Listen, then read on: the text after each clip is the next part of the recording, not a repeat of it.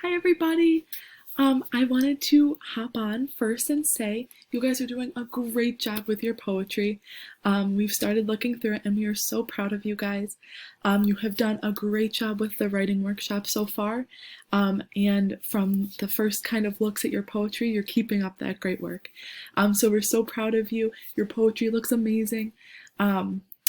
So with your poetry, you guys created an awesome base. Now we're going to do, just like we've been doing in the past, we're going to do some revisions. And so my name is Mrs. Russell, and I'm going to talk to you today about personification. So this is our week 2 for poetry. We're going to look at some ways to use this type of figurative language in our poetry to hopefully help us add a little extra spice to it. So our learning target for today is I can revise my poem to include an example of personification by giving human qualities to an object. So our lesson today is really important because we started working on our poetry last week. So an essential part of poetry is figurative language. We talked about it a little bit in our first lesson for our revisions and a little bit since we've been talking about poetry. But with figurative language, it really helps give the reader the picture that you want them to see and kind of explain everyday objects in a new way. And personification is no different. So we're going to talk a little bit about that today.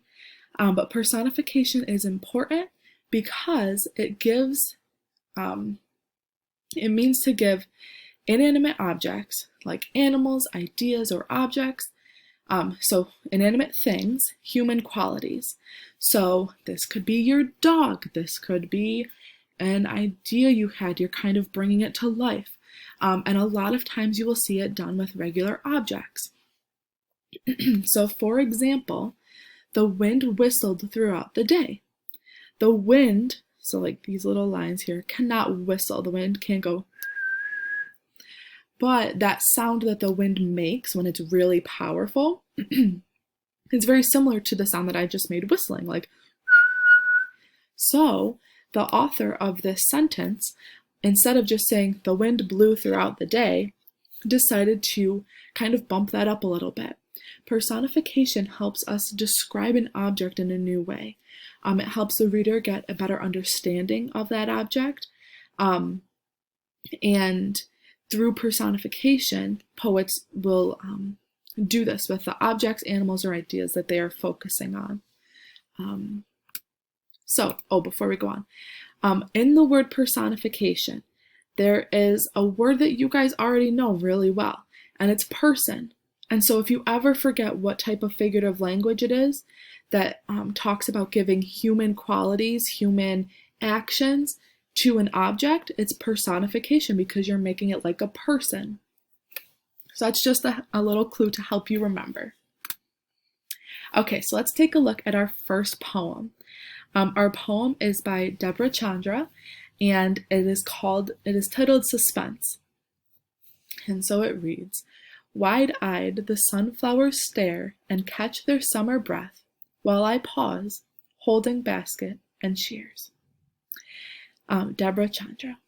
And so, in our poem titled Suspense, we have the wide-eyed sunflowers who stare, they're staring, and catch their breath like, but those are things that sunflowers cannot do. Sunflowers just kind of sit there. They might blow in the breeze a little bit, but they can't stare with their eyes. They don't have eyes, and they can't catch their breath.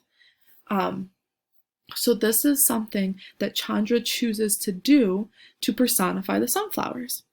And so, because we know that sunflowers can't do those things, she decides to give them some human qualities to help us better understand what the sunflowers are doing.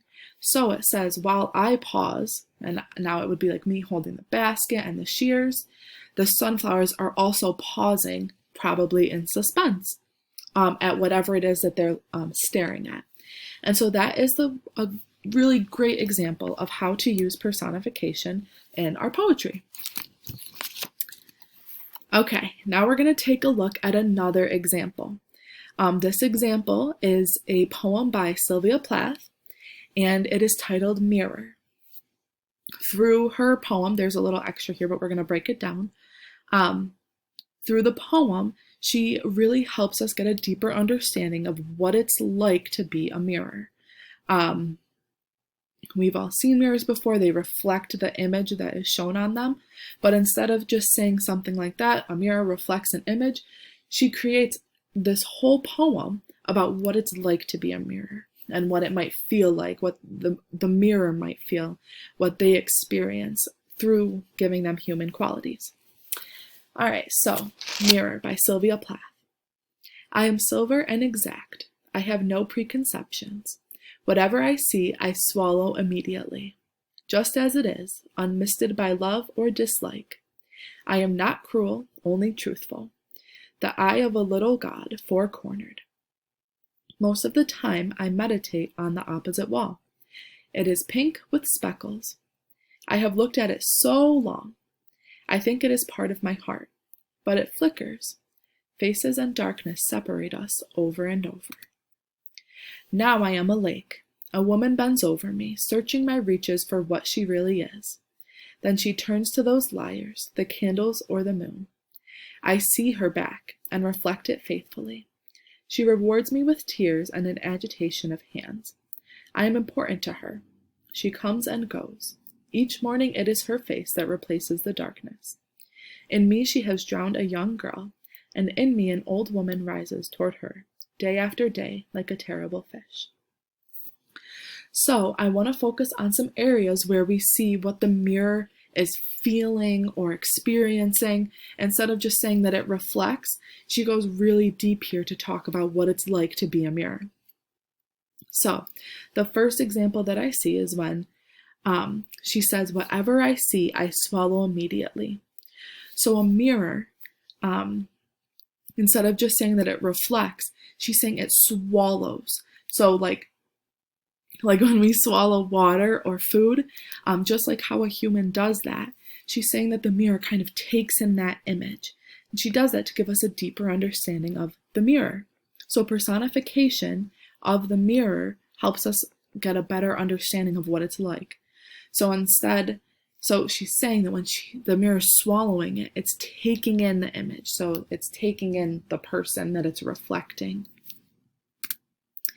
And then down here it says, most of the time I meditate on the opposite wall.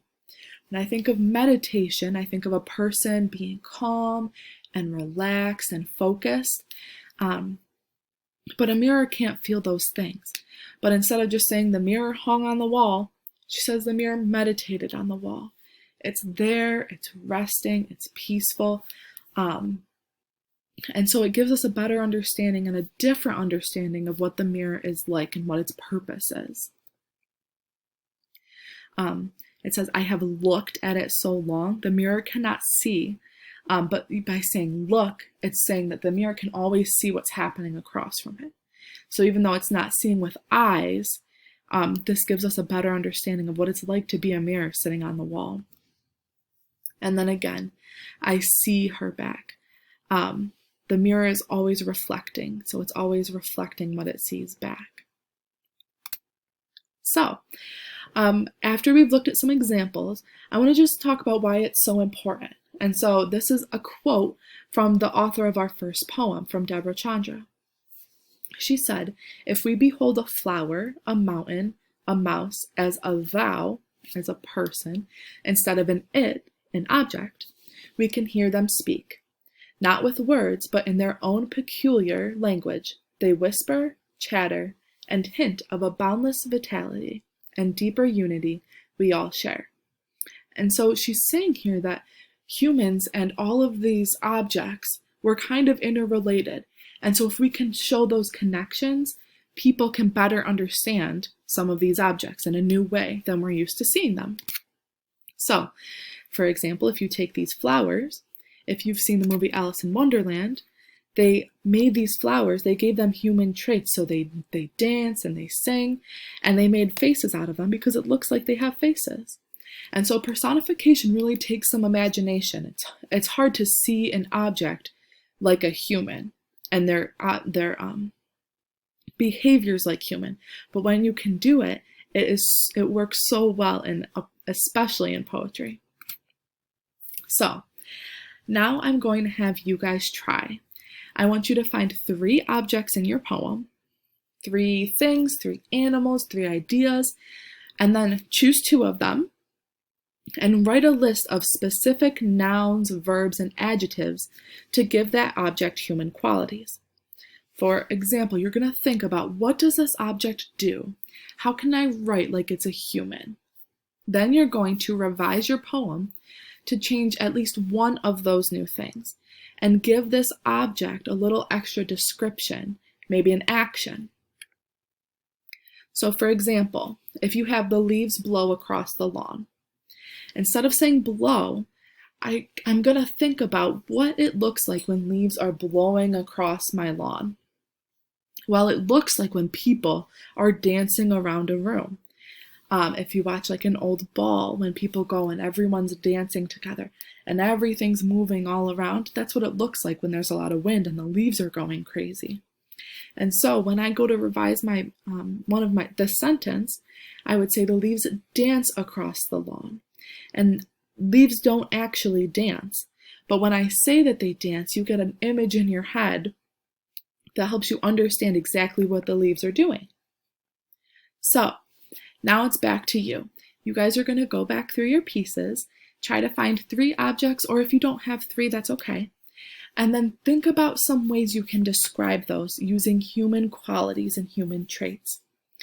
After you've done that, try to make at least one revision that really works with this. Sometimes you don't want to do too much personification because you want the core of your poetry to still be there. But even Sylvia Plath does a whole poem from the perspective of a mirror. And you guys can do that too. So as you continue to revise this week, just remember we are so proud of you. You are doing so well, and we are so excited to read what you have for us this week. So I hope you all have a great week, and I will see you soon. Bye.